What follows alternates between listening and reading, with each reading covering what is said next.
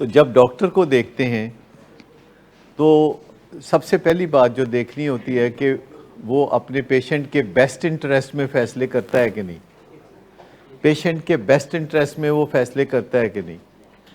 اور اگر آپ کو یہ پتہ چل جائے کہ اس کے سارے فیصلے مریض کے بہترین مفاد میں ہیں تو پھر آپ اس کو اپنا اختیار سونپ دیتے ہیں، اور پھر کانفلکٹ آف انٹرسٹ یا اس طرح کی باتیں ذہن میں نہیں آتی. یہ اپنی جگہ بجا ہے کہ یہ ہمارا پروفیشن ہے. ولنگ ویز ایک کمرشل آرگنائزیشن ہے from the day one. 43 years سے ہم کسی قسم کی فنڈنگ قبول نہیں کرتے. بہت ساری آفرز بھی ہوتی ہیں تو نہیں قبول کرتے، کیونکہ ہمیں پتہ ہے کہ جو ادارے فنڈنگ پہ چلتے ہیں یا این جی اوز ہوتی ہیں وہ زیادہ دیر اچھی کارکردگی نہیں کر سکتے، کیونکہ فنڈنگ کہیں اور سے آ رہی ہے، سروسز آپ کسی اور کو دے رہے ہیں.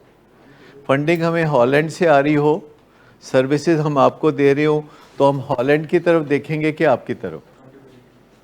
تو جہاں سے فنڈنگ آ رہی ہے اکاؤنٹیبلٹی بھی وہیں سے ہو سکتی ہے. سو بات چیت کھل کے کرنے میں کوئی حرج نہیں ہوتا. جب آپ کے کسی وقت ذہن میں کوئی بات آئے تو آپ بات کر سکتے ہیں، دلائل دے سکتے ہیں، سن سکتے ہیں دلائل، اور پھر کوئی فیصلہ آپ کرتے ہیں. لیکن کئی دفعہ کئی چیزیں نہیں بھی سمجھ میں آتی. آپ ایک دفعہ نہیں سمجھ میں آتی تو 2 دفعہ. اور ہم یہ بھی نہیں کہتے کہ پرائیویٹلی ہمارے کمرے میں علیحدہ آ کے بات کریں. دیکھیں ہم کئی سال سے ایک چیز سوچ رہے تھے، بہت لوگ ہمیں کہتے تھے کہ یہ کرنا چاہیے. یعنی دنیا بھر میں جو ری ہیبز ہیں وہاں جو لوگ صحت یاب ہوتے ہیں ان کو 1 مہینے کے بعد ایک میڈل ملتا ہے، 3 مہینے بعد ملتا ہے، سال بعد ملتا ہے، 2 سال بعد ملتا ہے. تو وہ کہتے ہیں آپ بھی کیا کریں. تو محض اس وجہ سے ہم نے اس رسم کو آج تک شروع نہیں کیا تھا کہ یہ مجھے کوئی پبلسٹی سٹنٹ لگتا تھا. تو لیکن اب کی بار مجھے ہمایوں صاحب نے کہا تو ان کی بات میں کم ہی ٹالتا ہوں، کیونکہ میرے اب ان کے ساتھ اب ذاتی سے تعلقات ہیں. تو انہوں نے کہا کہ بھئی 1 سال ہو گیا ہے عطائے عزیز کو، تو اس کو تو میڈل ملنا چاہیے جیسے کہ امریکہ میں ہوتا ہے. تو میں نے کہا اچھا آپ کہتے ہیں تو میں کر لیتا ہوں، کیوں ویسے بھی اب میں زیادہ ماننے لگا ہوں باتیں پہلے کی نسبت. یہ جو میڈالینز ہیں میں آپ کو بتاؤں، یہ بہت پریشر تھا ہم پہ، بہت پہلے بھی پریشر تھا.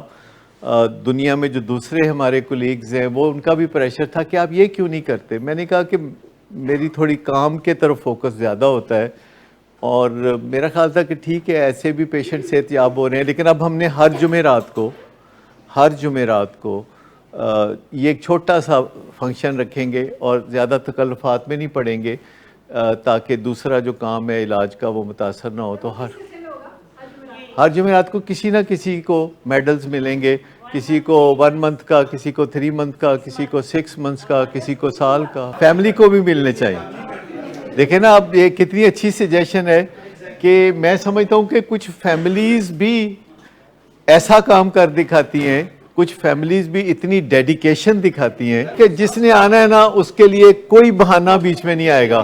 اب آپ اس دن بتا رہی تھی کہ میں نے سٹینٹ ڈلوایا ہے 2 دن پہلے، اور آج میں بیٹھی تو میں غور سے دیکھ رہا تھا. واقعی ماہرین کہتے ہیں کہ جتنی بھی ڈسیبلٹی ہوتی ہے نا، جتنی بھی معذوری ہوتی ہے یا ڈسیبلٹی ہوتی ہے وہ جسمانی کوئی نہیں ہوتی.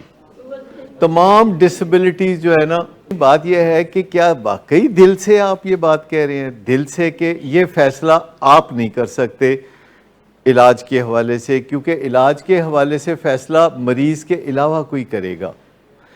جب ایک بندے نے پوری طرح کام بگاڑ لیا ہے، یا تو نا کہ ایسے ہی تھوڑا سا کام بگڑا ہے، یعنی ایک بندے کی گاڑی ہے، اس کا ٹائر ایک پنکچر ہو گیا ہے تو وہ سڑک کے کنارے کھڑی ہو کے تو گاڑی کا وہ ٹائر بدل رہا ہوتا ہے، تو یہ ہو سکتا ہے.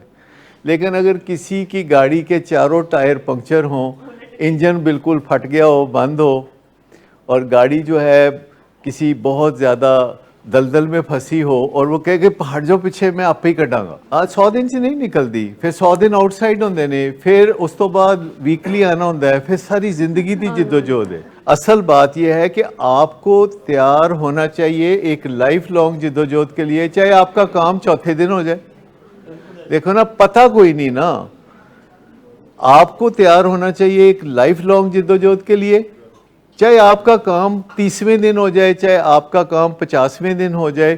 یہ میں نے دیکھا ہے کہ جو جتنی لمبی جدوجہد کے لیے تیار ہوئے نا اس کا کام اتنا ہی جلدی عام طور پر ہو جاتا ہے. یعنی ساری عمر مطلب میں نے سوچ رکھا ہے کہ میں نے ساری عمر اپنے آپ کو سدھارنے کی جدوجہد جاری رکھنی ہے.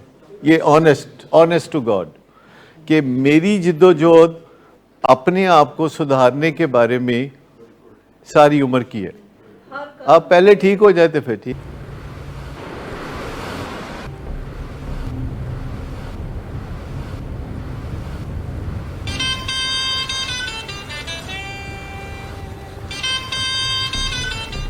اچھا تو ابھی تک تمہارا اس چیپ لڑکی کے ساتھ چکر چل رہا ہے. تم کون ہوتی ہو مجھے پوچھنے والی؟ اوکے اور تم ان گھٹیا لڑکیوں کے ساتھ گلچھرے اڑاتے پھرو تو میں چپ بیٹھوں.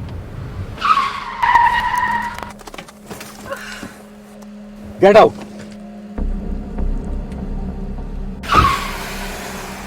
شراب نوشی کی وجہ کردار کی خرابی نہیں، موڈ کی خرابی ہے.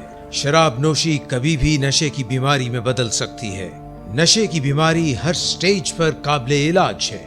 مدد حاصل کیجیے کیونکہ وہ ایسا نہیں کرے گا. ولنگ ویز سے مدد حاصل کیجیے، کہیں سے بھی مدد حاصل کیجیے، لیکن فوری مدد حاصل کیجیے. جس معجزے کے انتظار میں آپ نے بہت دیر کر دی اب وہ دستک دے رہا ہے. مدد حاصل کیجیے، مدد حاصل کیجیے، مدد حاصل کیجیے.